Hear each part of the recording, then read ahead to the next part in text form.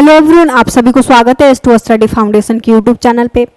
तो देखिए हमारा जो है हमारी क्लास जो है वो सिर्फ क्या चलेगा, हमारे गद्य खंड से, हमारा यानी कि जो हमारा क्षितिज भाग 2 जो बुक है हमारा, उससे चलेगा गद्य खंड, यानी कि गद्यांश चलेगा। और गद्य खंड मतलब कि होता है कि आधा आधा खंड में चलेगा, पूरा भाग नहीं चलेगा। जैसे कि हमारा अपठित गद्यांश होता है उस तरह से नहीं होता है। गद्य खंड में क्या होता है कि आधा आधा टॉपिक रहता है, एक एक पॉइंट रहता है। मतलब खंड मतलब कि टूटा टूटा, खंड मतलब क्या होता है, भाग होता है। और ये जो है पिछले क्लास में हमारा क्या हो चुका है, तो नेताजी का चश्मा यानी कि क्षितिज भाग 2 से हमारा पहला गद्यांश खत्म हो चुका है, वीडियो भी चला गया है, ठीक, यूट्यूब पे चला गया, आप लोग देख लीजिएगा। तो पहले कौन सा चैप्टर से गया है, तो नेताजी का चश्मा से। तो ये था हमारा गद्य खंड। आप बोलेंगे कि काव्यांश था इसके पहले, यानी कि कविता भी तो था पहले। तो देखिए ये होता है कि गद्य खंड हमारा एक लाइन से चलेगा, यानी कि गद्य खंड पहले स्टार्ट हुआ तो गद्य खंड खत्म होगा, उसके बाद काव्यांश यानी कविता का जो होता है खंड वो आएगा। कि कैसे बताते हैं, जैसे कि हमारा अपठित गद्यांश और अपठित काव्यांश गया, ठीक उसी प्रकार क्या है हमारा कि गद्य खंड चलेगा अभी। उसके बाद क्या करेगा, काव्य खंड चलेगा हमारा। खंड मतलब कि वो होता है कि कुछ भाग उसके जो हमारे बुक से होता है, क्षितिज बुक से होता है, ये होता है सिर्फ बुक से होता है। और इसको हम क्या बोलते हैं, गद्यांश या फिर काव्यांश बोलते हैं, ना कि अपठित गद्यांश और या फिर अपठित काव्यांश। इसको सिर्फ हम क्या बोलेंगे, गद्यांश बोलेंगे। ठीक, ध्यान रखिएगा, गद्यांश और अपठित गद्यांश और गद्यांश में क्या अंतर होता है, और काव्यांश और अपठित काव्यांश में क्या अंतर होता है। तो देखिए क्षितिज भाग 2 जो हमारा बुक है उससे चल रहा है, और इससे पिछले वीडियो में हमारा हो चुका है, 2 वीडियो में हो चुका है। पहला चैप्टर था नेताजी का चश्मा, दूसरा बाल गोविंद भगत, और ये हमारा है तीसरा कौन सा है, तो लखनवी अंदाज। और इनके लेखक कौन है, यशपाल इनके लेखक है। तो ये हमारा चलेगा लखनवी अंदाज से गद्य खंड का गद्यांश। देखिए एक बार और बता दे, एक और बात बता रहे हैं आप लोग कि देखिए गद्य खंड हो या फिर गद्यांश हो या फिर काव्य खंड या फिर काव्यांश हो अपठित, तो उसको क्या करना है, हमें पहले क्या करना है, पहले आपको पहले के जैसा, यानी कि पहले क्या होता था कि क्वेश्चन पेपर मिला आप लोग को, जो होता था काव्यांश बोल लीजिए या फिर गद्यांश बोल लीजिए, अपठित गद्यांश या फिर अपठित काव्यांश, ये सब का क्वेश्चन हम डायरेक्ट देखते थे जो ऑप्शनल होता था। ये सोचते थे कि आसान होता है गद्यांश और काव्यांश, अपठित गद्यांश अपठित काव्यांश, ये सोचते होंगे कि आपका आसान होता है, लेकिन नहीं। पहला तो हम बना लेते हैं कुछ ऑप्शनल जो क्वेश्चन होते हैं तो बना लेते हैं, लेकिन वहां पे हम फंस जाते हैं। जो लिखित में बोल देता है कि इसको लिख कर 2 लाइन 3 लाइन आप शब्दों में लिखिए, और जो हमारा काव्यांश और गद्यांश होता है वो कम से कम 120 135 या फिर 150 शब्दों का होता है। तो उन सब इतना सारे शब्दों में से आपको कम से कम वो हमारा क्वेश्चन होता है, बता रहे आपको।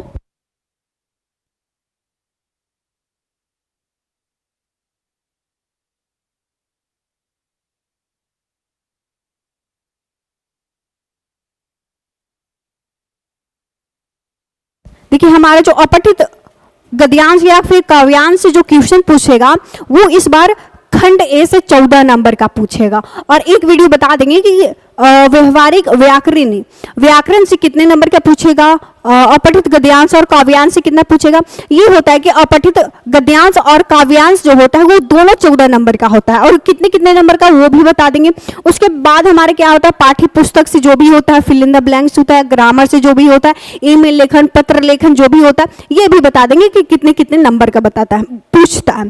तो हमारा जो है अपठित गद्यांश या फिर काव्यांश जो है वो कितना नंबर का होता है, 14 नंबर का, 14 नंबर का होता है। इसमें गद्यांश और काव्यांश कितने कितने नंबर का है वो भी बता देंगे। तो आप लोग ध्यान दीजिएगा, गद्यांश और काव्यांश का जब हमें क्वेश्चन पेपर मिलता है तो उससे पहले आपको क्वेश्चन नहीं देखना है। क्या आपको क्वेश्चन नहीं देखना है, आप क्या कीजिए, देखिए आप लोग क्या करना है, क्वेश्चन पहले देखना है, ठीक, क्वेश्चन देखना, आंसर नहीं देखना है। ये होता है कि आपको लगता है कि हाँ इसका काव्यांश या फिर गद्यांश का तो आसान ही होता है, इसका हम इजीली यानी कि टिक लगा सकते हैं, यानी कि तुक लगा के, तुक यानी अंदाजे हम मार देते तो इसी में गलती हो जाता है हमारा। तो हमें क्या करना है, जब हमारा क्वेश्चन पेपर मिलता है तो पहले आप क्या कीजिए, क्वेश्चन पढ़िए, ठीक, पैसेज को पढ़िए कि पैसेज क्या कह रहा है, यानी उसको समझिए कि पैसेज क्या कहना चाहता है, उसके बारे में क्या लिखा हुआ है। उसके बाद आप आपको लग रहा है कि हम समझ चुके हैं, उसके बाद आप क्वेश्चन देखिए कि क्वेश्चन में क्या पूछ रहा है। उसके बाद ऑप्शन जो होता है, ऑप्शन नहीं देखिए, ऑप्शनल जो होता है वो नहीं देखिए, क्योंकि जब हम ऑप्शनल देखते हैं तो दिमाग में थोड़ा सा ये हो जाए, ये आंसर होगा, ये आंसर होगा, यहीं से लगा देते हैं, शायद ये होगा, ये हो जाता है। तो आप वो नहीं कीजिए, आप ऑप्शनल यानी कि जो हमारा ऑप्शन होता है वो नहीं पढ़िए, पहले आप पैसेज में जाइए, यानी कि गद्यांश और काव्यांश होता है वहां पे जाइए और समझिए कि क्या कह रहा है और क्वेश्चन हमारा क्या कर रहा है, उसके बाद आप सही आंसर कीजिए। ये होता है गद्यांश और काव्यांश में। और दूसरा ये कि प्रीवियस ईयर का जो क्वेश्चन होता है उसी सिंपल पेपर से क्या होता है आप सॉल्व कीजिए, क्या तो पैसेज सॉल्व कीजिए, गद्यांश या फिर काव्यांश या फिर काव्य खंड, ये सारे जो होते हैं काव्यांश और गद्यांश जो होते हैं वो बहुत सारे वीडियो यानी कि डाला हुआ है, तो आप उसको सॉल्व करिए, यानी कि खुद से कोशिश कीजिए कि हम सॉल्व कर सकते हैं। इतना कॉन्फिडेंस रखिए अपने अंदर कि हाँ हम ये सॉल्व कर सकते हैं, ये बना सकते हैं, तभी आपसे पैसेज बनेगा। यानी कि कोशिश कीजिए, यानी कि ये नहीं है कि आप देखिए वीडियो, हाँ हम समझ में आ गया है, हम बना लेंगे, हम सॉल्व कर लेंगे, डायरेक्ट एग्जाम देने जाना है, ये नहीं करना है। आप लोग क्या करना है, आपको फिर से यानी कि जो ही क्वेश्चन, जो भी पैसेज, जो भी गद्यांश आप देखिए, जिसका भी वीडियो देखें, उसका आप गद्यांश कहीं से भी ले लीजिए, कहीं से बहुत सारा भी गद्यांश और काव्यांश है यूट्यूब पे, तो वहां से ले लीजिए और खुद से कोशिश कीजिए कि हाँ मेरे से सॉल्व होगा या नहीं, ये कोशिश कीजिए। यानी कि खुद पे कॉन्फिडेंस बनाने के लिए, खुद पे भरोसा रखना चाहिए। तो भरोसा रखने के लिए आपको ये सब सॉल्व करने की ज़रूरत है, यानी कि आप प्रीवियस ईयर का क्वेश्चन सॉल्व कीजिए और जो जितना भी यूट्यूब पे आपको काव्यांश या फिर गद्यांश मिलता है उसको सॉल्व कीजिए, कोशिश कीजिए कि मेरे से हो पाता है या नहीं। आप देखिए कि कहाँ पे फंस रहे, उसके बाद चैनल पे जाकर, कोई भी चैनल पे जाकर आप देख सकते हैं कि हाँ कैसे सॉल्व किया जाता है, हमको कहाँ दिक्कत हो रहा है, किस जगह पे दिक्कत हो रहा है, कहाँ समझने में दिक्कत होता है, ये देखिए। और कोशिश यही कीजिए कि आप पहले गद्यांश और काव्यांश को पढ़ लीजिए, उसके बाद ही आप आंसर कीजिए, तुक्का लगा के नहीं करना है। चलिए अब हम देखेंगे हमारा क्या था, हमारा था लखनवी अंदाज से। लखनवी अंदाज से यानी कि जो हमारा चैप्टर है क्षितिज भाग 2 से है, कितना पार्ट 2 यानी कि भाग 2 से, क्षितिज भाग 2 से हमारा, जो कि 2 वीडियो चला गया है, 2 वीडियो हमारे बन चुका है। पहला कौन सा चैप्टर से था, तो नेताजी का चश्मा, और दूसरा क्या था, तो बाल गोविंद भगत। ये तीसरा है लखनवी अंदाज, ठीक। और इसमें क्या होता है, हमारा जो गद्य खंड से लिया हुआ होता है, गद्यांश बोल लीजिए या फिर काव्यांश। गद्य खंड में ये होता है कि हमारा बुक से होता है, क्षितिज बुक से, कृतिका बुक से होता है, कविता भी होता है बुक से ही होता है गद्य खंड में, और पैसेज भी यानी कि गद्यांश में हमारा बुक से ही होता है। तो इजीली हम समझ सकते हैं कि ये क्या कर रहा है, क्योंकि हम स्टोरी इसका पढ़े हुए रहते हैं और कविता भी पढ़े हुए रहते हैं, तो समझे हुए रहते हैं, तो आसानी से हमें समझ में आता है। तो इसमें ज़्यादा टफ नहीं होता। टफ हमारे क्या, कहाँ पे ज़्यादा दिक्कत आती है, तो अपठित गद्यांश और काव्यांश में आता है। चलिए स्टार्ट करेंगे हम।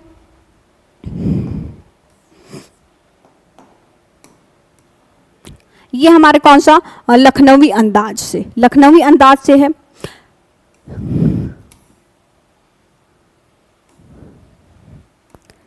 देखिए गद्य खंड से जो हमारा गद्यांश या फिर काव्यांश होता है वो इजीली समझ में आ जाता है, क्योंकि हम बुक पढ़े हुए रहते हैं, इसका स्टोरी देखे हुए रहते हैं, समझे हुए रहते हैं, इसलिए। और गद्य खंड में होता है खंड, यानी कि भागों में बांटा हुआ, यानी कि अपठित गद्यांश और अपठित काव्यांश में क्या होता है, 150 शब्दों या फिर 200 शब्दों का होता है, लेकिन ये कम शब्दों में होता है, जिससे हमें आसानी से समझ में भी आ जाता है, इसलिए इसे क्या कहा जाता है, गद्य खंड कहा जाता है। चलिए देखिए, पहला है हमारा गद्यांश कि नवाब साहब, यानी कि कौन सा है, ये लखनवी अंदाज। इनके लेखक कौन है, याद रखिएगा यशपाल, याद रखिएगा यशपाल इनके लेखक है, क्योंकि एमसीक्यू में क्या होता है, दिक्कत आती है लेखक का या फिर चैप्टर का, या फिर ये बोल देगा कि ये जो हमारे गद्यांश है वो कौन सा चैप्टर से दिया हुआ है, या फिर इनके लेखक कौन है, ये भी पूछ सकता है। तो ध्यान दीजिएगा कि ये हमारा लखनवी अंदाज से लिया गया है, इनके लेखक कौन है, तो यशपाल, इनके लेखक सिर्फ यशपाल ही नाम है इनका,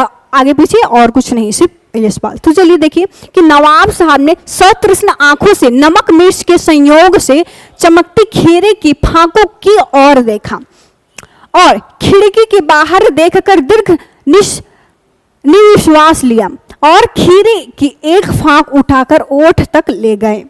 फांक को सूंघा, स्वाद के आनंद में पलके मूंद गई, यानी कि इतना स्वाद था कि आंखें जो भी स्वाद यानी कि ऐसा कोई स्वादिष्ट व्यंजन होता है या फिर कोई चीज़ होता है खाने वाला, अगर वो ज़्यादा स्वादिष्ट होता है तो हम आंखें या फिर पल के मूंद कर स्वाद का अनुभव करते हैं। तो वैसे ही उन्होंने स्वाद के आनंद में पल के मूंद गए, मुंह में भर आए, पानी को घूंट गले से उतार गया। यानी कि जब यह पल के मूंद कर आनंद ले रहे थे, अनुभव कर रहे थे खीरे का, तो उनके मुंह में पानी का घूंट आता है तो वो उतार ले अपने गले में।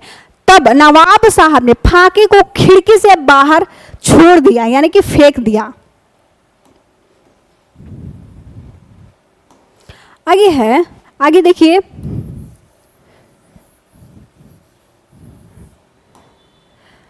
नवाब साहब खीरे की फाकों को नाक के पास ले जाकर वासना से रसावादन कर खिड़की के बाहर फेंकते गए। यानी कि वो खीरा उन्होंने जो लाया था, काटा था, वो सिर्फ सूंघ कर ही उन्होंने खिड़की के बाहर फेंक दिए।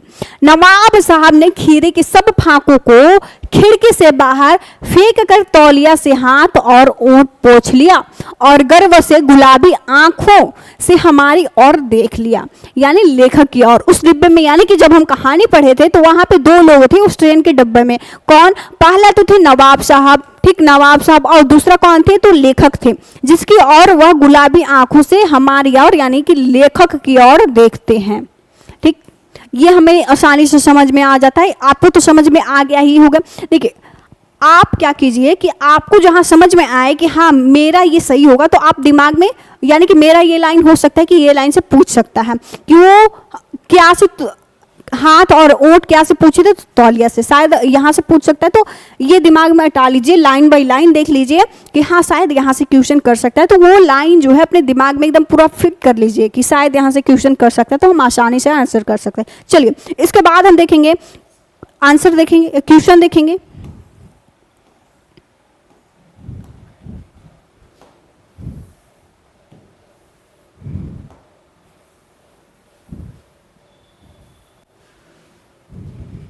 पहला क्वेश्चन देखिए, हमारा ऑप्शनल क्वेश्चन यानी कि एमसीक्यू टाइप का होता है। और इसके पहले हम जो है वीडियो में, यानी कि जब हमारा स्टोरी हो रहा था उसमें हम क्या करवाए थे? एमसीक्यू भी करवाए थे। ठीक, तो एमसीक्यू में आपको दिक्कत नहीं होना चाहिए। गद्यांश का जो हमारा एमसीक्यू होता है उसमें आपको दिक्कत एकदम नहीं होना चाहिए। देखिए, पहला क्वेश्चन हमारा कि नवाब साहब ने खीरे की फाकों को किस प्रकार देखा।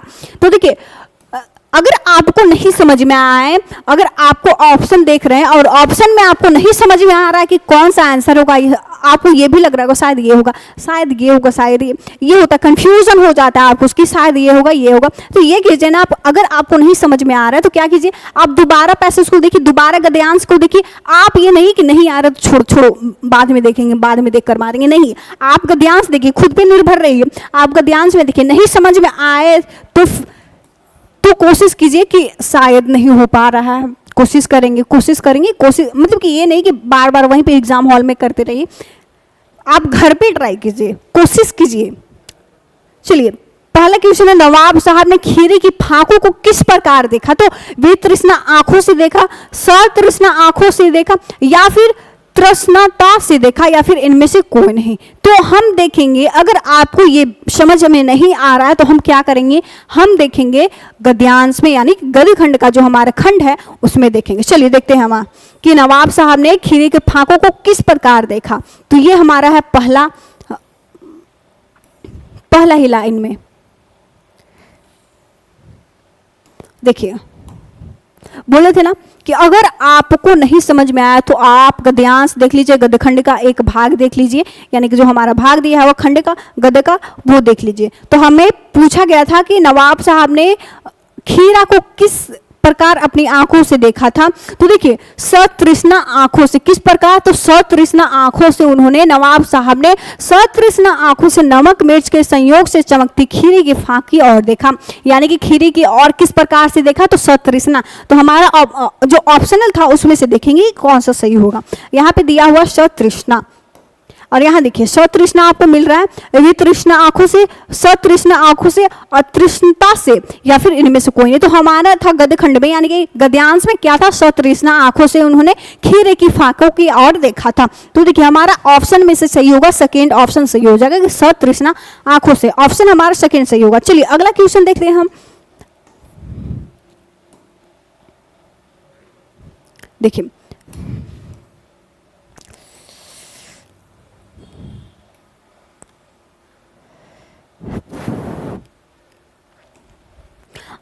देखिए अगला क्वेश्चन हमारा है कि नवाब साहब ने खीरे की फांकों को का स्वाद किस प्रकार लिया, सूंघ कर लिया, खा कर लिया, या फिर देख कर, या फिर इनमें से सभी। तो देखिए तो नवाब साहब ने क्या किया था, तो हम ध्यान से देखेंगे कि उन्होंने क्या कर या किस प्रकार से खीरा का फांकों का स्वाद लिया। तो सूंघ कर लिया था, या फिर देख कर लिया था, तो खा कर लिया था। तो हम तो जानते कि खा कर लिया जाता है स्वादों का, कोई भी किसी भी व्यंजन हो, कोई भी प्रकार का खाने वाली चीज़ हो, उसको हम खाकर ही स्वाद का पता लगा सकते हैं। लेकिन हमें यहाँ नवाब साहब क्या कर खीरे की फांकों को कैसे स्वाद अनुभव करते हैं, यानी कि कैसे पता चलता है उन्हें। तो वो जो है देखिए हम चलेंगे गद्यांश में।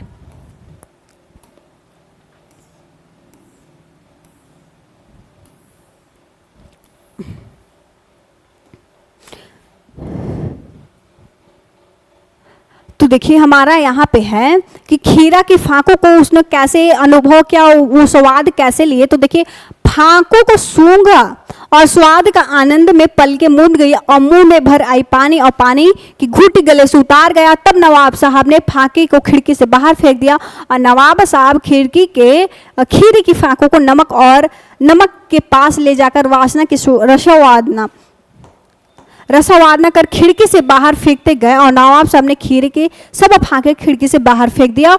और वो जो है फेंक कर तौलिए से हाथ मुंह पोंछ लेते हैं और गर्व से गुलाबी आंखें लेखक की ओर देखने लगते हैं। तो देखिए वो जो है सारे खीरे को एक फांक उठाकर होठ तक ले जाते हैं और सूंघकर सिर्फ फांके को सूंघते हैं।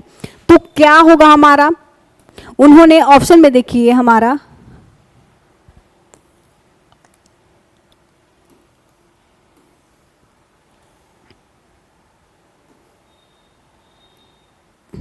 तो देखिए यहाँ पे क्या किया था, ऑप्शन देखिए पहला था वहाँ पे फांकों को सूंघा था और फेंक दिया था खिड़की के बाहर, और यहाँ पे देखिए सूंघकर, देखकर, खाकर, या फिर इनमें से सभी। तो हम आसानी से देख सकते हैं कि उन्होंने फांकों को, खीरे की फांकों को, सारा फांकों को सूंघा था, ठीक, सूंघकर। ऑप्शन हमारा ए सही, फर्स्ट सही हो जाएगा कि उन्होंने सिर्फ सूंघकर फेंक दिया था, खाया नहीं था। यानी कि किस प्रकार स्वाद लिया था, तो सूंघकर सिर्फ स्वाद लिया था। ये हमारा ऑप्शन फर्स्ट सही हो जाएगा। चलिए सेकेंड क्वेश्चन हो गया। अगला क्वेश्चन देखिए, अगला क्वेश्चन हमारा, अगला क्वेश्चन है कि नमक मिर्च छिड़कर दिए गए खीरे की फांकों को देखकर लेखक के क्या स्थिति थी। तो लेखक उन्हें सूंघने के ललायित हो रहे थे, यानी कि मन ऐसा कर रहा था कि मैं भी इसे सूंघूं, या फिर लेखक उन्हें खाने के ललायित हो रहे थे, या फिर सोच लेखक जो है खीरे की फांकों को देखकर शायद खाने की ललायित, यानी कि अंदर से इच्छा हो रही हो खाने की, या फिर लेखक उन्हें फेंकने को लायित हो रहे थे, यानी कि लेखक, या फिर इनमें से कोई नहीं। तो देखिए नमक मिर्च छिड़ककर दिए गए खीरे की फांकों को देखकर लेखक की क्या स्थिति हुई थी। तो शायद सूंघने की ललायित हो रहे थे, या फिर खाने की ललायित हो रहे थे, या फिर फेंकने की ललायित हो रहे थे, या फिर इनमें से कोई नहीं। तो देखिए हमारा खीरा जो है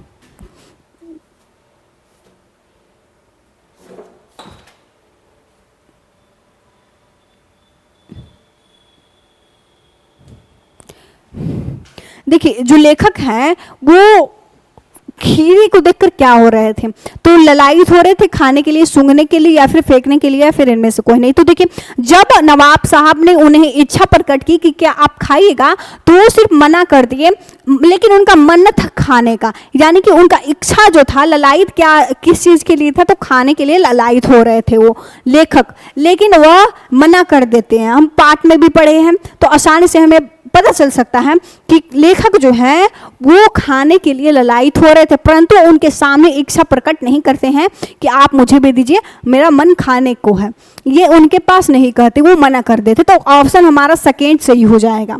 चलिए अगला क्वेश्चन हमारा,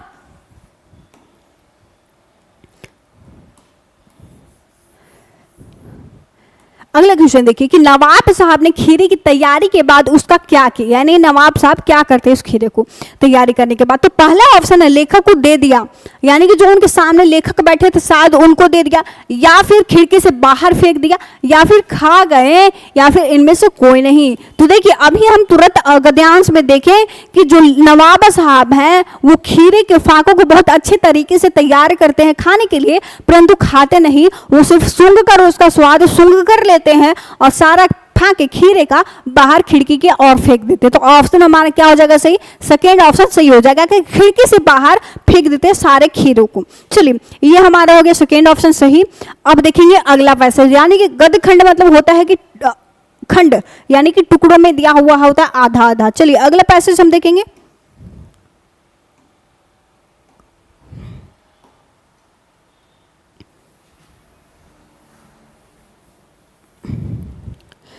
देखिए यहाँ पे ध्यानपूर्वक देखिएगा, लाइन बाय लाइन देखिएगा और लाइन बाय लाइन समझते जाइएगा और दिमाग में अटाते जाइएगा। ठीक, चलिए हम गौर कर रहे थे वही से है, यानी कि लखनवी अंदाज हमारा पाठ लिया गया है। तो ये नहीं समझिएगा कि ये दूसरा चैप्टर से या फिर ये अपठित गद्यांश से, ये नहीं होता है। अगर यहाँ पे गदखंड मतलब और क्षितिज भाग 2 से यानी बुक से लिया गया है गदखंड गद्यांश, तो ये गदखंड भी दिया जाता है, आधा वहाँ देगा और आधा अगले, यही होता है। तो हम पहला गद्यांश तो देख चुके हैं, अगला देखेंगे। देखिए कि हम गौर कर रहे थे कि खीरा इस्तेमाल करने के इस तरीके को खीरे की सुगंध और स्वाद की कल्पना से संतुष्ट होने का सूक्ष्म, नफीस और एब्स्ट्रैक्ट, यानी कि उनके उसके और आकर्षित होना तरीका जरूर कहा जा सकता है। और परंतु क्या ऐसे तरीके से उदर की तृप्ति भी हो सकती है? उदर मतलब होता है पेट, उदर क्या होता है? पेट। नफीस एक शब्द समझ जाइए उर्दू शब्द है, और इसके नफीस का मतलब हम कहानी में भी बताए थे, और इसका एक शॉर्ट वीडियो भी डाले थे नफीस, और एक और ऐसा ही उर्दू शब्द था। तो उन दोनों शब्दों को हम बताए हैं कि इसका मतलब, इसका अर्थ क्या होता है। तो एक बार हम और देख लेते हैं ध्यान से। देखिए गद्यांश को हम एक बार और से देख लेते हैं, दोबारा देख लेते हैं। देखिए पहले कि हम गौर कर रहे थे खीरा इस्तेमाल करने के इस तरीके को खीरे के सुगंध और स्वाद की कल्पना से संतुष्ट होने का सूक्ष्म, नाफीस और एब्स्ट्रैक्ट तरीका जरूर कहा जा सकता है, परंतु क्या ऐसे तरीके से उदर की तृप्ति हो सकती है? यानी कि क्या बोल रहे हैं कि ये सूक्ष्म जो स्वाद मतलब कि खीरा जो इस्तेमाल कर रहे थे, तैयारी कर रहे थे, वो कल्पना कर रहे थे कि शायद सिर्फ कल्पना से संतुष्टि हो सकती है, यानी कि पेट की भूख शायद कल्पना से मिट सकती है। आगे देखिए कि आगे वही है हमारा पैसेज का,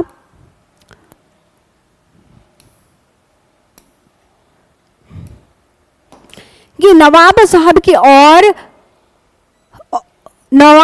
की ओर से भरे पेट की उच्च ढकार का शब्द सुनाई दिया, और नवाब साहब ने हमारी ओर देखकर कह दिया खीरा लजीज होता है, लेकिन होता है शकील। शकील मतलब होता है ना पचने वाला, और नामुराद मैदे पर बोझ डाल देता है। मैदे पेट पर, यानी कि एक तरह से बोल सकते हैं शकील, और नामुराद मैदे पर बोझ डाल देता है, यानी कि पेट पे बोझ डाल देता है, यानी कि शकील मतलब होता है ना पचने वाला। और ज्ञान चक्षु खुल गए, पहचानना ये है नई कहानी के लेखक। अब देखिए ये हमारा वहीं से है, तो नवाब साहब से ही लिया गया है। तो उसके बाद लेखक लिखते हैं कि क्या खीरे के स्वाद सिर्फ सूंघ कर लिया जा सकता है, इससे उदर यानी कि पेट की तृप्ति, भूख जो है वो खत्म होती है, ये कहना चाहते हैं। शकील मतलब आप समझ जाइए, शकील मतलब होता है कि ना पचने वाला, यानी कि खीरा जो होता है वो ना पचने वाला। तो चलिए ये क्वेश्चन हम देखेंगे। पहला क्वेश्चन देखिए, पहला क्वेश्चन हमारा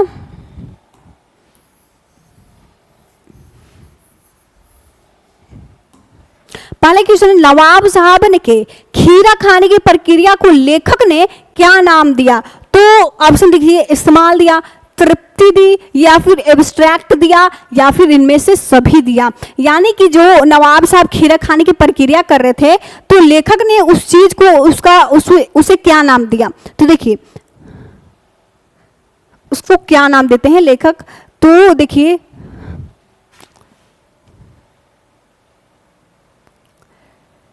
नवाब साहब जो हैं जो खिया खा रहे थे तो लेखक ने उस चीज को क्या नाम दिया?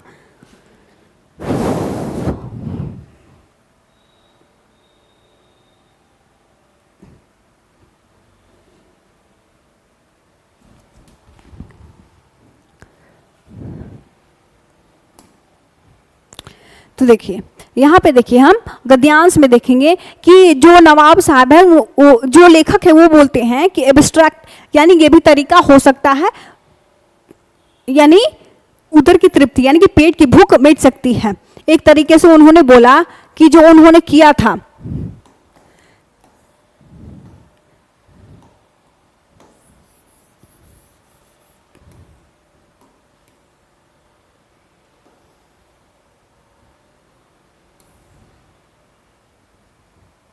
यानी कि नवाब साहब ने खीरे खाने की प्रक्रिया को लेखक बोले कि शायद एब्स्ट्रैक्ट से भी इनकी भूख मिट सकती है, यानी कि खीरे खाने की प्रक्रिया को उन्होंने क्या नाम दिया? तो एब्स्ट्रैक्ट नाम दिया। तो ऑप्शन हमारा थर्ड सही हो जाएगा। चलिए अगला क्वेश्चन देखेंगे हम। अगला क्वेश्चन में क्या पूछ रहा है?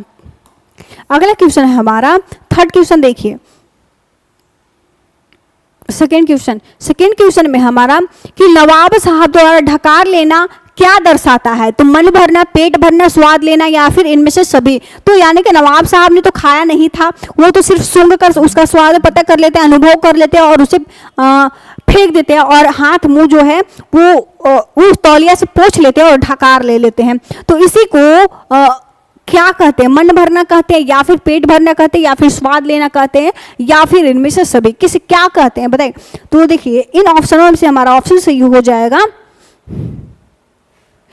कि जब हम खाते पीते हैं तो उसके बाद हमें ढकार आता है, यानी कि हम समझ चुके होते हैं या फिर आपके सामने वाला ये समझ चुका होता है कि उसका पेट भर चुका है। तो ऑप्शन सेकेंड सही हो जाएगा कि यही दर्शाता है नवाब साहब द्वारा ढकार लेना, पेट भर जाना। ठीक, ऑप्शन हमारा सेकेंड सही हो जाएगा। चलिए अगला क्वेश्चन देखिए। देखिए अगर आपको समझ में नहीं आ रहा गद्यांश या फिर काव्यांश और अपठित गद्यांश और अपठित काव्यांश, अगर ये दोनों में अंतर आपको नहीं समझ में आ रहा होगा तो आप कमेंट करके बताइएगा कि नहीं समझ में आ रहा, तो एक वीडियो बता देंगे, आपको समझ में आ जाएगी कि अपठित गद्यांश और अपठित काव्यांश और गद्यांश और काव्यांश में क्या अंतर होता और गद्यखंड और काव्यखंड में भी क्या अंतर होता है, इसके बारे में बता देंगे। चलिए देखिए अगला क्वेश्चन है हमारा कि पेट भरे होने के लिए नवाब साहब की ओर से क्या शब्द सुनाई दिया? तो देखिए ऑप्शन है कि ढकार या फिर लजीज या फिर एब्स्ट्रैक्ट या फिर नामुराद।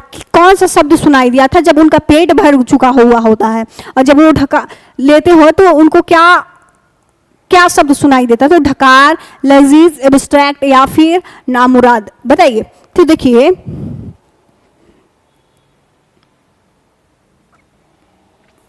उनको सुनाई देता है कि जब उनका पेट यानी कि नवाब साहब का जब पेट भर जाता है तो वो उनको क्या शब्द सुनाई देता है? ढकार सुनाई देता है। ठीक, तो ऑप्शन हमारा फर्स्ट होगा कि वो ढकार लेते हैं उसके बाद बोलते हैं, तो उनको क्या शब्द सुनाई दिया है? तो ढकार शब्द सुनाई देता है। चलिए अगला क्वेश्चन है, क्वेश्चन देख लीजिए यहाँ पे। क्वेश्चन देख लीजिए। क्वेश्चन हमारा है कि हम गौर कर रहे थे में हम शब्द किसके लिए प्रयुक्त हुआ था, यानी कि हम जो शब्द है वो किसके लिए प्रयुक्त हुआ था? तो देखिए किन के लिए प्रयोग हुआ था? ऑप्शन देखिए यहाँ पे पेट भरने के लिए, नवाब साहब के लिए या फिर लेखक के लिए या फिर इनमें से कोई नहीं, यानी कि जो हम शब्द है वो किसके लिए प्रयोग हुआ था?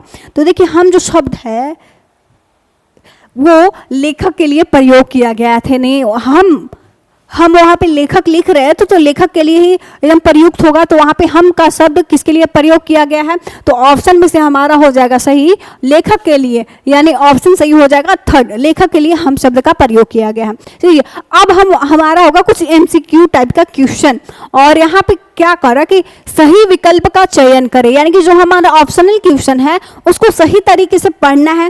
फिर उसके बाद हम देखेंगे कि ये हम पढ़े हुए हैं तो हम ऑप्शन का टिक कर सकते हैं आराम से। पहला क्वेश्चन देख लीजिए, ये हमारा ऑप्शनल है यानी कि एमसीक्यू टाइप का क्वेश्चन है। तो पहले तो हम बता दे रहे हैं आपको कि हम एमसीक्यू करवा चुके हैं और गद्यांश भी करवा चुके हैं, अभी तुरंत गद्यांश करवाएं और इसका एमसीक्यू करवा दिए, कहानी भी करवा दिए। तो आपको दिक्कत नहीं होना चाहिए एमसीक्यू समझने में, क्योंकि एमसीक्यू किताब से उठाया जाता है, यानी कि जो चैप्टर है उसी कहानी से उठाया जाता है। तो अगर आपको कहानी समझ में आ जाती है, अगर काव्यांश या फिर गद्यांश कविता या फिर कहानी समझ में आ जाती है, तो आप एमसीक्यू जो है वो आसानी से बना सकते हैं, क्योंकि समझ में आ गया तो आपको एमसीक्यू समझने में यहाँ पे दिक्कत नहीं होती है। चलिए पहला क्वेश्चन देखिए कि लखनवी अंदाज शीर्षक पाठ के लेखक का नाम बताइए। अभी हम तुरंत बोले थे कि ये भी पूछ सकता है। तो पहला ऑप्शन देखिए, यशपाल, प्रेमचंद्र या फिर स्वयं प्रकाश या फिर रामवृक्ष बेनपुरी, इनके लेखक कौन है? तो लखनवी अंदाज के लेखक जो हैं वो हैं यशपाल, यानी कि ऑप्शन फर्स्ट हमारा सही हो जाएगा कि यशपाल जो है वो लखनवी अंदाज के पाठ जो है हमारा उनके लेखक है यशपाल। चलिए अगला क्वेश्चन हमारा कि लखनवी अंदाज पाठ के आधार पर बताएं कि अपदार्थीय वस्तु किसे कहा गया है? खीरे को कहा गया, गाड़ी को कहा गया, डिब्बे को कहा गया, या इनमें से कोई नहीं। तो देखिए अपदार्थ व्यक्ति यानी कि अपदार्थ मतलब होता है खाने वाला, पदार्थ मतलब होता है खाने वाला चीज। तो यहाँ पे ना ही ये गाड़ी हमारा खाने वाला ना ही डिब्बा। तो अपदार्थीय किसके लिए वस्तु, किस चीज के लिए प्रयोग किया गया था? तो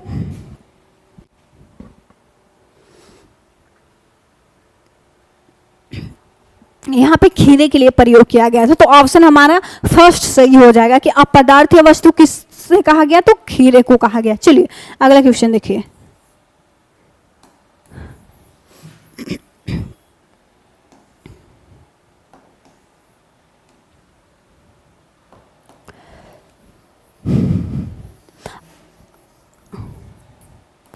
अगले क्वेश्चन, अचानक रेल के डिब्बे में लेखक को देखकर नवाब की आंखों में कौन सा भाव दिखाई दिया? तो ऑप्शन है असंतोष, गुस्सा, खुशी या फिर प्रेम का। तो देखिए अचानक नवाब साहब जब लेखक को देखे तो उनके मन में कुछ बोल लीजिए इस टाइप से कि उन्हें संकोच सा हुआ या फिर उन्हें अच्छा नहीं लगा। और जब वहाँ लेखक पहुँचते हैं तो नवाब साहब को जो है असंतोष पैदा होता है। क्यों? क्योंकि उन्हें लग रहा था कि मैं इतने अकेले खीरे का स्वाद लूँगा या फिर अकेले यात्रा करूँगा, इसलिए नवाब साहब को असंतोष से भाव दिखाई देता है। तो ऑप्शन हमारा फर्स्ट सही हो जाएगा। चलिए अगला क्वेश्चन देखिए,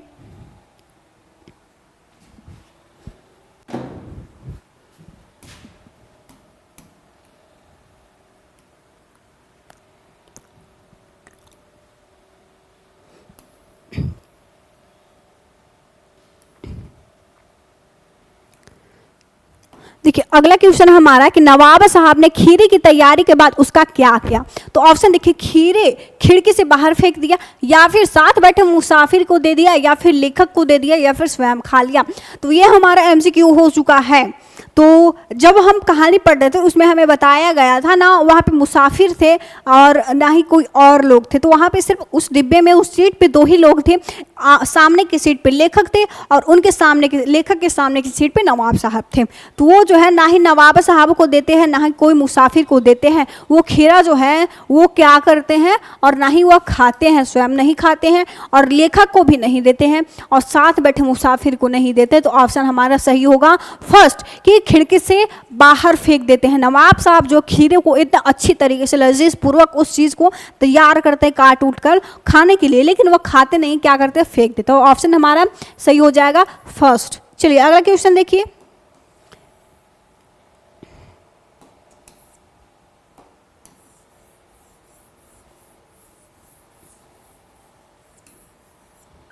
अगला क्वेश्चन है हमारा कि डिब्बे में बैठे सज्जन को देखकर लेखक किस विषय में अनुमान करने लगे? तो नवीन कहानी के विषय में, या फिर रेलवे कर्मचारी के विषय में, या फिर नवाब साहब की असुविधा और संकोच के कारणों के विषय में, या फिर दूरी के विषय में। तो देखिए वहाँ पे जो है वो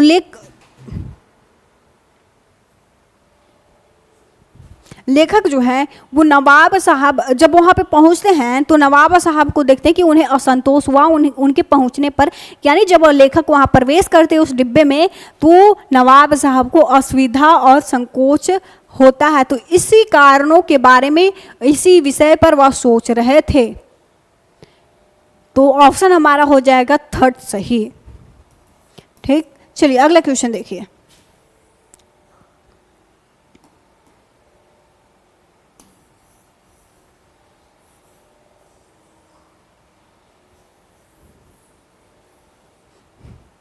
अगले क्वेश्चन हमारा कि लखनवी अंदाज पाठ में लेखक वस्तुतः किस पर व्यंग किया है? लेखक पर, या फिर पतनशील सामंती वर्ग पर, या फिर गरीब लोगों पर, या फिर खीरा बेचने वाला पर। यहाँ पे हमें बताया गया है कि लेखक जो है लखनवी अंदाज पाठ में ने लेखक वस्तुतः किस पर व्यंग किया है, किस चीज पर व्यंग किया है। तो देखिए लेखक जो है वो पाठ में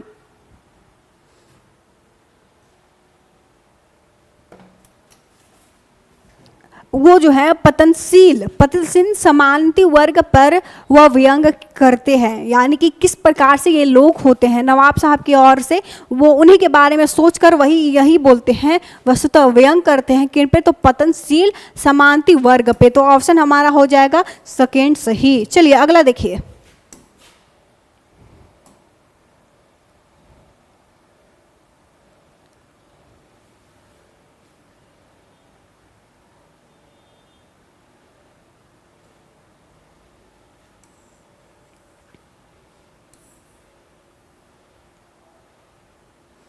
अगला क्वेश्चन है कि सफेदा पोश का अर्थ क्या होगा? सफेदा पोश मतलब क्या होता है? तो सफेद कपड़े, या फिर सफेद कपड़े पहनने वाले, या फिर साफ सुथरा, या फिर भद्र पुरुष। तो देखिए सफेदा पोश मतलब ये नहीं समझिएगा कि सफेद कपड़े वाले या फिर साफ सुथरा लोग, या फिर सफेद कपड़े पहनने वाले को हम क्या कहते हैं? सफेदा पोश। नहीं, इसका मतलब होगा भद्र पुरुष। तो ऑप्शन हमारे क्या सही हो जाएगा? भद्र पुरुष। ऑप्शन क्या हो जाएगा? 4 सही हो जाएगा।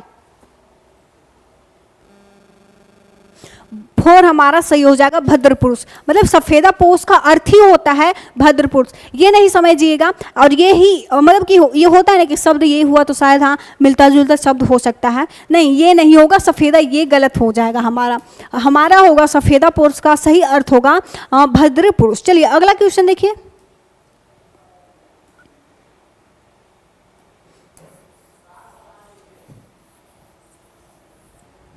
अगला क्वेश्चन हमारा कि लेखक ने ट्रेन में सेकेंड क्लास के टिकट क्यों खरीदा था? यानी जो लेखक हैं वो सेकेंड क्लास का टिकट क्यों खरीदते, किस कारण से खरीदते? तो ऑप्शन देखिए कि अमीर प्रदर्शन के लिए, यानी कि शायद अमीरी उन्हें प्रदर्शन करना होगा इस कारण से, या फिर आरामदायक सफर के लिए, या फिर सेकेंड क्लास में जो होता है वो भीड़ भाड़ कम होता है तो इस कारण से, या फिर नई कहानी के विषय में सोचने के लिए, या फिर पैसों की कमी के कारण। तो देखिए लेखक जो है वो नई कहानी के विषय में सोचने के लिए सेकेंड क्लास की टिकट खरीदते हैं। ठीक, तो ऑप्शन हमारा सही हो जाएगा, थर्ड ऑप्शन सही हो जाएगा। चलिए अगला क्वेश्चन देखिए। ज्ञान चक्षु, यहां पे इसका अर्थ क्या होगा? तो देखिए यहाँ पे बोल रहा हमारा क्वेश्चन है कि ज्ञान चक्षु खोलना क्या अर्थ होता है? तो आंख खोलना, या फिर ज्ञान के द्वार खोलना, या फिर ज्ञान होना, या फिर ज्ञान की नदी बहाना। तो हम ये समझ रहे हैं कि ज्ञान चक्षु मतलब होता है ज्ञान, यानी कि ज्ञान ही होता है वो उसे कहते होंगे, और चक्षु मतलब क्या होता है? आंख होता है, तो शायद ये हो सकता है। तो देखिए ये हमारा हो जाएगा सही। कौन सा ऑप्शन होगा? हमारा ज्ञान चक्षु खोलना मतलब कि हो जाएगा ज्ञान होना। तो ऑप्शन हमारा थर्ड सही हो जाएगा, थर्ड सही हो जाएगा हमारा। चलिए अगला क्वेश्चन देखिए।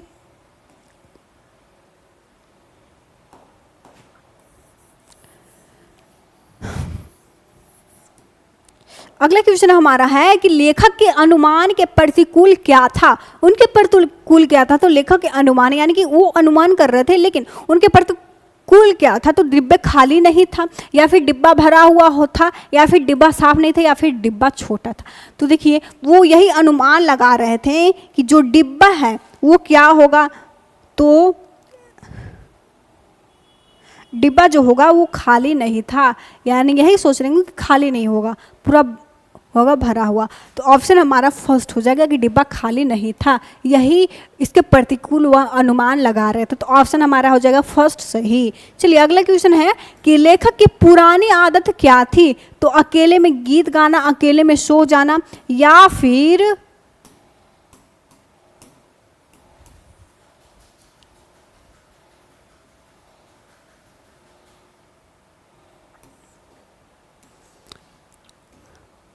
या फिर अकेले में तरह तरह की कल्पना करना, या फिर पुस्तकें पढ़ना। तो उनकी आदत जो थी अकेले में, उन्हें थी कि अकेले में तरह तरह की कल्पना करना, यानी कल्पना करके वो सोचते थे कि मैं इस पे लिखूँ, इस पे।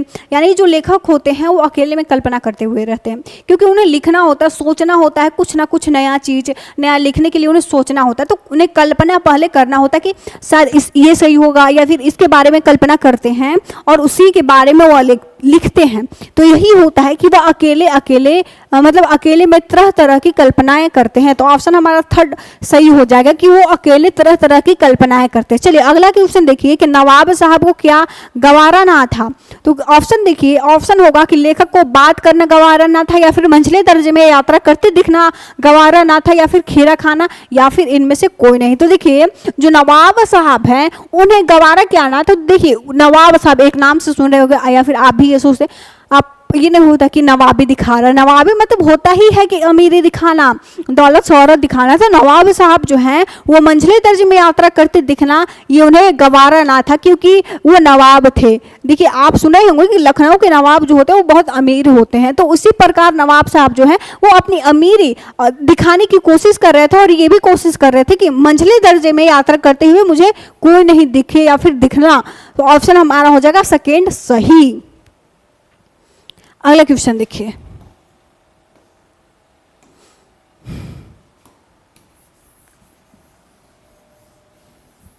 अगला क्वेश्चन हमारा कि वार्तालाप की शुरुआत किसने की। तो लेखक ने की, नवाब साहब ने की, दुकानदार ने की, या फिर इनमें से कोई नहीं। तो देखिए उन दोनों में से बात की शुरुआत कोई ना कोई किया ही होगा।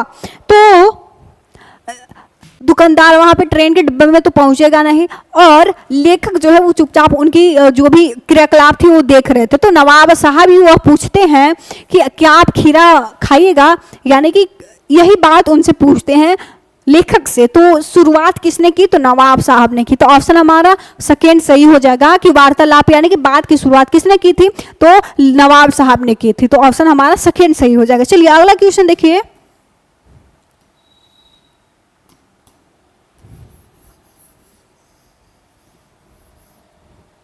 अगला क्वेश्चन हमारा है कि लेखक कनखियों से किसकी ओर देख रहे थे। तो खिड़की की तरफ देख रहे थे, या फिर घर की तरफ देख रहे थे, या फिर स्टेशन की तरफ, या फिर नवाब साहब की तरफ। तो देखिए जो लेखक हैं वो नवाब साहब की ओर तिरछी नज़रों से या फिर तिरछी निगाहों से देखते हैं कि वो क्या कर रहे थे। यानी कि सब जो भी क्रियाकलाप नवाब साहब कर रहे थे वो सारा अपने कनखी से देख रहे थे, लेकिन सीधे आंख से नहीं, सिर्फ कनखी से देख रहे थे। तो नवाब साहब की तरफ देख रहे थे। तो ऑप्शन हमारा फोर सही हो जाएगा कि लेखक कनखियों से किसकी ओर देख रहे थे। तो नवाब साहब की ओर देख रहे थे। चलिए अगला क्वेश्चन देखिए,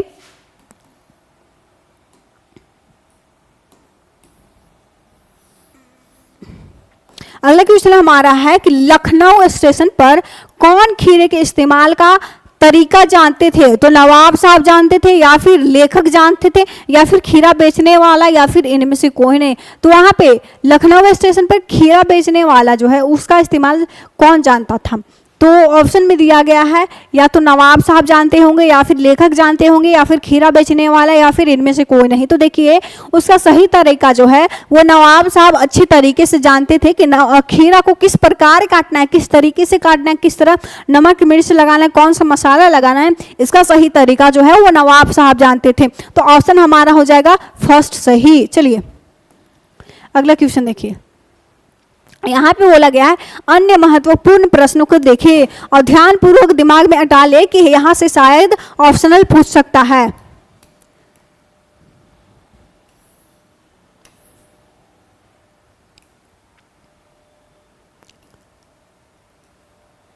देखिए अन्य महत्वपूर्ण क्वेश्चन है, क्योंकि एमसीक्यू तो हमारा हो चुका है। तो अन्य महत्वपूर्ण क्वेश्चन देखने से जितना हम क्वेश्चन समझेंगे, जितना सॉल्व करेंगे, उतना ही हमारे दिमाग में आएगा। पहला क्वेश्चन देखिए कि नवाब साहब डिब्बे में क्या लेकर चढ़े थे। तो नवाब साहब जो है वो डिब्बे में खीरा लेकर, यानी कि खाद्य पदार्थ यानी जो खाने वाला चीज होता है वो लेकर पहुंचे थे वहां पे। तो देखिए खीरा लेकर पहुंचे थे। अगला क्वेश्चन देखिए सफेदा पोस्ट सज्जन के तौलिए पर कौन सी वस्तु रखी हुई थी। तो खीरा रखे हुए थे। चलिए अगला क्वेश्चन देखिए,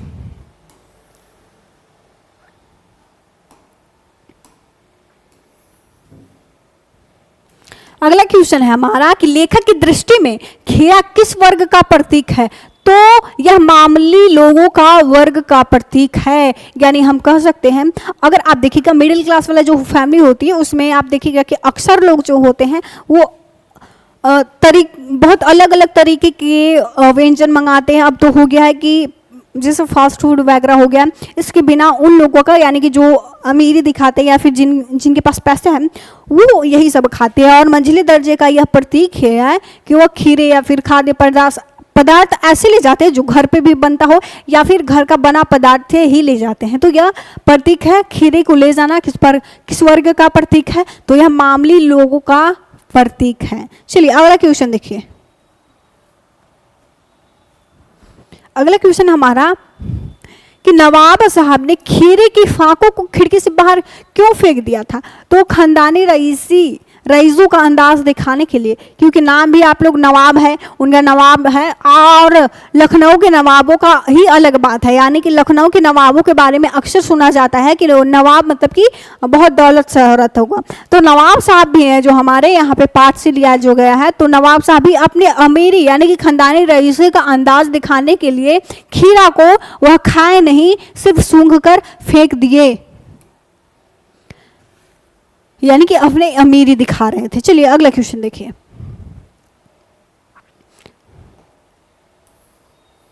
अगला क्वेश्चन हमारा कि खीरा लजीज होता है लेकिन होता है शकील, नामुराद मैदे पर बोझ डाल देता है, यह किसने कहा?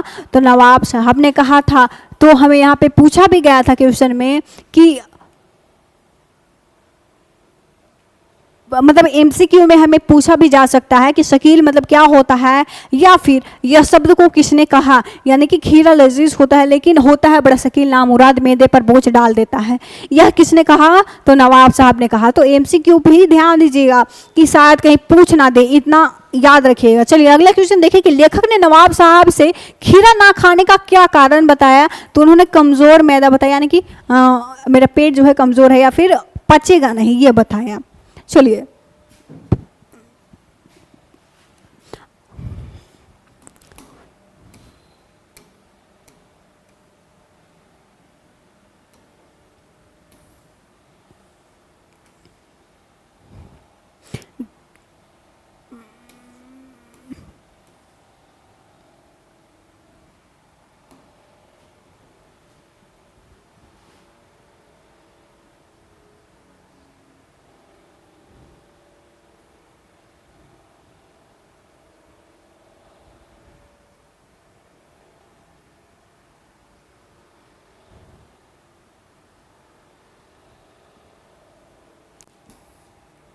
अगला क्वेश्चन देखिए।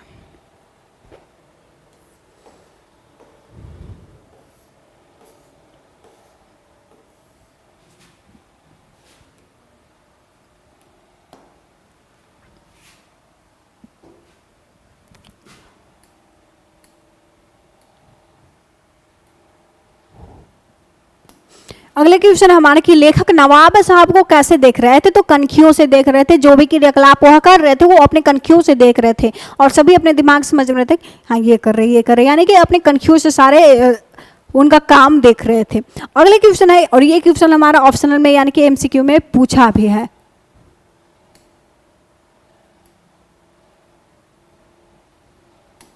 अगले क्वेश्चन देखिए, लेखक के अनुसार नवाबों की प्रमुख विशेषता क्या है? तो अपने को दूसरों से श्रेष्ठ समझना, यानी कि अमीर समझना, यानी कि हम जो हैं वो अमीर हैं, यानी कि दूसरों से श्रेष्ठ समझते हैं, यानी कि वो मेरे से नीचा है और मैं उनसे श्रेष्ठ हूं, यही समझते हैं। अगला क्वेश्चन देखिए, अब हमारा आएगा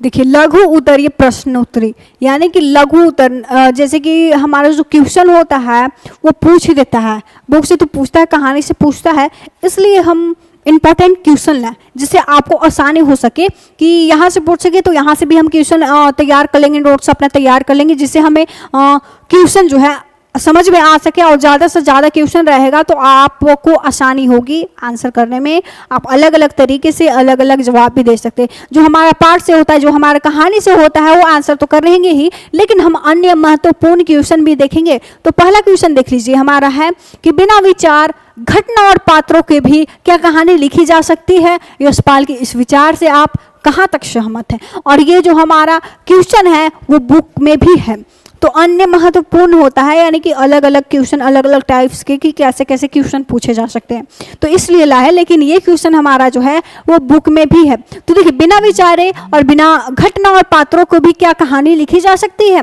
आप लोग बता सकते हैं हाँ या नहीं। यशपाल के इस विचार से आप कहाँ तक सहमत है? तो देखिए, हमारे मत में बिना विचार, घटना और पात्रों के बिना कहानी नहीं लिखी जा सकती है। यानी आपके पास विचार नहीं हो, घटना नहीं हो, आप सोच समझ, यानी कि जो होती है घटना, हम तो क्या लिखते हैं, घटना के बारे में ही उठा कर लिखते हैं। जैसे कि वहाँ पे बम ब्लास्ट हुआ, या फिर वहाँ पे चोरी हुई, डकैती हुई, और यानी कि वो स्टूडेंट आज टॉपर किया, इस क्लास में टॉपर किया, या फिर आज यहाँ पे ये हुआ, तो इसके बारे में अगर घटना होती है तभी तो हम उसके बारे में विचार करते हैं, सोचते हैं, तभी तो हम लिखते हैं। तो हम यहाँ तक लेखक से इस बात पर सहमत नहीं है कि बिना घटना के, बिना विचार और बिना पात्र की कोई कहानी भी लिखी जा सकती है। चलिए आगे देखिए कि ये तीनों बातें कहानी की आवश्यक तत्व होते हैं। यानी कि कहानी लिखने के बाद बात जो है, जब हम कहानी लिखते हैं तो ये तीनों होने चाहिए। यानी विचार होना चाहिए, पहला तो विचार होना चाहिए, दूसरा घटना होना चाहिए, तीसरा पात्र होना चाहिए। ठीक, जब ये तीनों होंगे तभी हमारी कहानी पूरा होगी। चलिए आगे देखिए, यानी ये आवश्यक है, यानी ये होंगे तभी कहानी लिखी जा सकती है। लेकिन जो यशपाल बोलते हैं कि सहमत, यानी कि शायद या फिर बिना विचारे घटना या फिर पात्र की कहानी लिखी जा सकती है, तो हम क्या कौन सी सहमति में है? तो नहीं के सहमति में है, क्योंकि इनके बिना कहानी हमारी पूरा नहीं होगी। चलिए आगे देखिए कि जब तक कोई विचार नहीं आएगा तब तक को कहानी बन ही नहीं सकती। यानी कि जब तक आप विचार नहीं कीजिएगा, जब तक आप सोचिएगा नहीं, तब तक आपके मन में कोई कहानी प्रकट होगी नहीं ना। तो वही हम बोल रहे हैं कि बिना विचारे और बिना घटना और पात्र के कहानी लिखी ही नहीं जा सकती। आगे देखिए, घटना कहानी के कथा वस्तु को आगे बढ़ाती है और पात्रों के माध्यम से कहानी की कही जाती है। यानी कि घटना के बारे में ही कहानी लिखी जाती है, और अगर उसमें पात्र हो तो उनके बारे में, उनके आधार पर या फिर उनके तरफ से उसके बारे में कहानी को और अधिक बढ़ाया जा सकता है पात्रों के माध्यम से। और देखिए, यशपाल कथन तो नई कहानी पर व्यंग है, अर्थात नई कहानी में विचार, घटना और पात्र का अभाव रहता है, तभी वह रोचक और उद्देश्यपूर्ण नहीं होती। यानी कि जब आप बिना विचारे कुछ भी लिख दिए, एडिंग बिडिंग कुछ भी लिख दिए, तो आप बिना विचारे, बिना सोचे, बिना अनुभव किए, बिना अनुभव किए, बिना कुछ समझे सोचे आप कहानी को लिख दिए, तो वह क्या हो जाता है, उद्देश्यपूर्ण नहीं होता है या फिर रोचक नहीं होता है, ये हो जाता है वह कहानी। चलिए अगला क्वेश्चन देखिए। देखिए क्वेश्चन है कि लखनवी अंदाज नामक व्यंग को का क्या संदेश है? यानी कि जो हमारा लखनवी अंदाज, लखनवी यानी कि लखनऊ का जो अंदाज दिखाया गया है, उस नामक व्यंग को क्या संदेश है, किस चीज की तरफ संदेश है या फिर क्या हमें संदेश देता है? तो देखिए, लखनवी अंदाज नामक व्यंग में लेखक कहना चाहते हैं, यानी कि जो लेखक है हमारे यशपाल, वो कहना चाहते हैं कि जीवन में स्थूल और सूक्ष्म दोनों का काम महत्व है। केवल गंध और स्वाद के सहारे पेट नहीं भरा जा सकता। यानी कि आप बोलते हैं कि अमीरी दिखावा से हमारा पेट नहीं भरेगा, कि आपके पास अलग अलग 56 भोग रखा हुआ है, आप नहीं खाएंगे, सिर्फ उसको देखकर या फिर उसको सूंघ कर रह जाएंगे, तो आपकी पेट की तृप्ति या फिर पेट की भूख नहीं मरेगा। वो कहना चाहते हैं कि वो स्वाद से ही या फिर गंध से हमारा पेट नहीं भरता, बल्कि जो लोग इस तरह के पेट भरने और संतुष्ट होने का दिखावा करते हैं वे ढोंगी हैं। यानी कि कुछ लोग जो होते हैं, या फिर यही कहानी के माध्यम से हम समझ गए हैं कि ये लखनऊ नवाब साहब जो हैं वो क्या करते हैं, तो दिखावा करते हैं, तो दिखावा से पेट नहीं भरता, ये सिर्फ ढोंगी यानी कि ढोंग कर रहे हैं। और अवास्तविक है, यानी कि ये वास्तविक नहीं है, ये सही बात नहीं है, यह वास्तव में गलत है। इस व्यंग को दूसरा संदेश यह है कि कहानी के लिए कोई ना कोई घटना, पात्र, विचार अवश्य चाहिए। बिना घटना और पात्र की कहानी लिखना निरर्थक, यानी कि कोई अर्थ ही नहीं होगा। बिना पात्र, बिना घटना और बिना विचारे लिखना कोई भी कहानी, कोई भी उपन्यास, कोई भी कविता निरर्थक है, यानी कि उसे समझा नहीं जा सकता, आप समझ नहीं पाएंगे उसकी क्या आवश्यकता है, किसके बारे में बताया गया, घटना नहीं रहेगा, पात्र नहीं रहेगा, तो आप क्या बोलिएगा, आप क्या समझिएगा किसके बारे में बोला गया है, किस चीज़ के लिए बोला गया, आपको नहीं समझ में आएगी। तो इसलिए कहानी को लिखने के लिए 3 चीज़ों का आवश्यकता है। पहला तो रहेगा घटना, विचार तो रहेगा, उसके बाद घटना रहेगा और पात्र रहेंगे। ये 3 माध्यम होने चाहिए लिखने के लिए। और देखिए, ये हम समझ गए कि कहानी के माध्यम से समझ गए कि कुछ ढोंगी लोग जो होते हैं वो दिखावा करते हैं कि हाँ, देखने और सुगंध लेने से पेट भर जाता है, परंतु ये ढोंगी लोग हैं जो सिर्फ दिखावा करते हैं। और सही में असलियत होती है कि जब हम 56 भोग रखा हुआ होता तो अलग अलग तरीके से अलग अलग खाना का स्वाद लीजिए, तभी पेट भरेगा। चलिए अगला क्वेश्चन देखते हैं। अगले क्वेश्चन की ओर देखते हैं क्या बोलते हैं। तो देखिए, तीसरा क्वेश्चन है हमारा कि नवाब साहब खीरे की तैयारी और इस्तेमाल से थककर लेट गए, इस पंक्ति में छिपे व्यंग स्पष्ट करें।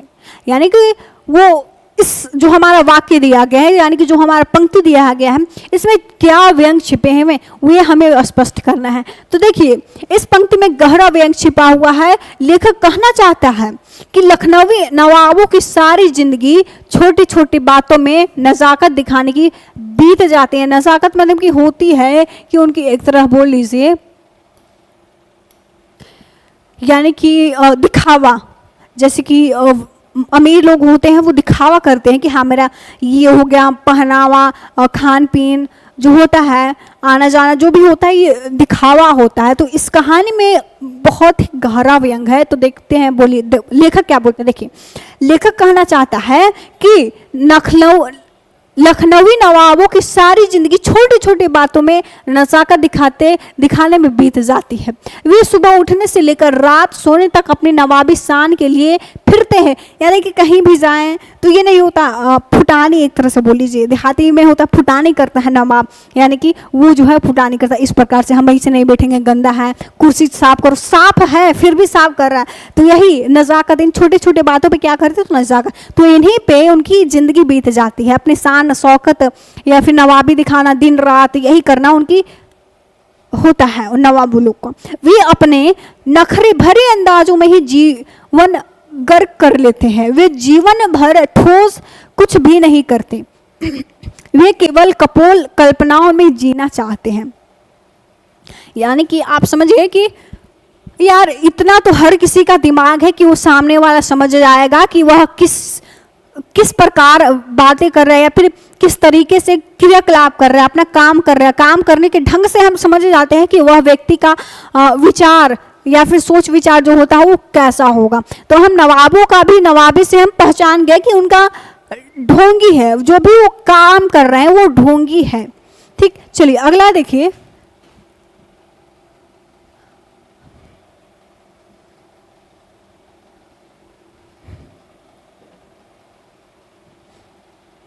आगे देखिए, क्वेश्चन हमारा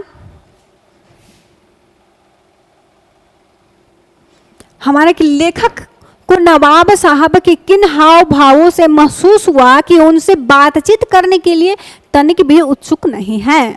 तो देखिए, जब लेखक नवाब साहब के डिब्बे में कूद कर घुस गया, तब उन्होंने देखा कि लखनऊ की नवाबी नस्ल की एक सफेदा पोष सज्जन पालथी मार कर बैठा हुआ, यानी कि दोनों पैर एकदम सीट पे एकदम पालथी मार कर, आप लोग जानते होंगे, तो पालथी मार कर नवाब साहब बैठे हुए थे। लेखक के आने से उसके हाव भाव ऐसा लगा कि उस सज्जन के एकांत में बाधा आ गई, यानी कि उनके एकांत में जो है वो बाधा आ गई। उन्हें लगने लगा कि मैं अकेले था, अकेले खाता, यानी कि जो वो खीरा लिए हुए थे तो शायद उनके खीरा खाने या फिर अकेले बैठने की इच्छा पर थी, तो इस चीज में उन्हें बाधा आ गई। उस सज्जन की आंखों में एकांत चिंतन का भाव था और खीरे जैसे अपदार्थ वस्तु को खाते देखे जाने पर शायद नवाब साहब को संकोच हो रहा होगा। यानी कुछ अमीरी लोग होते हैं, कुछ नवाब होते हैं कि वो किसी के सामने खाने में संकोच करते हैं। तो नवाब साहब ने लेखक की संगति के लिए तनिक भी उत्सुक नहीं दिखाया। यानी कि इन्हीं बातों से हमें समझ में आ जाता है, यानी कि लेखक समझ में आ जाता है इन्हीं हाव भावों से कि वो उनसे बात करने में, वार्तालाप करने में तनिक भी थोड़ा सा भी उत्सुक नहीं है। चलिए अगला क्वेश्चन देखिए। अगला क्वेश्चन हमारा कि लखनवी अंदाज शीर्षक के औचित्य पर प्रकाश डाले। औचित्य पर हमें क्या करना था, प्रकाश डाला। हमारा शीर्षक क्या है, लखनवी अंदाज। यही शीर्षक पे हमें एक प्रकार से प्रकाश डाल देना है, समझा देना है कि क्या बोलता है। तो देखिए लखनवी अंदाज शीर्षक लेखक व्यंग प्रधान है, यानी कि व्यंग तरीके से प्रदान किया गया है। इसमें शान बान और दिखावे का नाम पर जीवन का सहजता के अस्वीकार का विरोध किया गया है। यानी कि आप दिखावा कर रहे हैं, उस पे हमें क्या किया गया, तो अस्वीकार हम कर रहे हैं, उस पे विरोध कर रहे हैं। और लेखक ने कहा चाहा है कि कहा लखनवी नवाब लोग खीरा खाने के नाम पर केवल इसकी गंध और स्वाद लेते। यानी कि जो नवाब होते हैं लखनऊ के, वो सिर्फ क्या करते, तो इनके स्वाद लेते हैं, इन्हें खाते नहीं हैं। और स्वाद मतलब कि गंध लेते हैं, सूंघ कर ही सिर्फ खाते हैं, इन्हें पेट भर जाता है। इसके विरोध में है लेखक, इसी में वे अपना बड़प्पन मानते हैं। परंतु उनका यह अंदाज स्वाभाविक था, जीवन विरोधी है। इससे विरोध को दिखलाने के लिए इस पाठ के शीर्षक लखनवी अंदाज स्वार्थ उचित है। यानी कि लखनवी अंदाज जो हमारा शीर्षक है वो बहुत अच्छे तरीके से हमें बताने के लिए लिखा गया है यह शीर्षक कि आप दिखावा में ना आए। अगर आप भूखे हैं तो खाइए और अपना पेट का भूख मिटाइए, क्योंकि दिखावा से आपका पेट नहीं भरता, खाने से आपका पेट भरता है। सूंघने से भी सूंघने से ये नहीं पता चलता कि उसका स्वाद कैसा। तो आप खाइए और स्वाद लीजिए और मजे कीजिए। तो ये हो गया हमारा कंप्लीट।